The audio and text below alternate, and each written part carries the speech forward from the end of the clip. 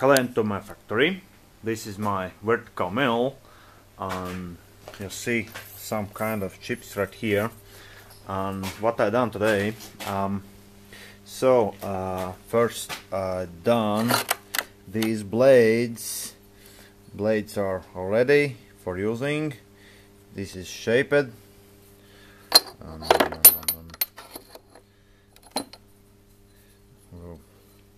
The blade length is right and wide I not exchanged, and thickness I too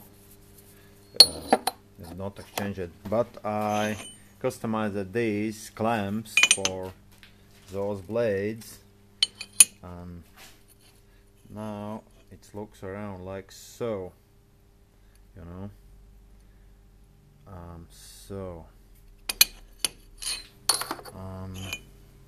So looks finished clamp. I done here a milling. I removed from here 11 millimeters, and from this surface I removed around 1 millimeter for this 7 millimeter thick blade can put right here.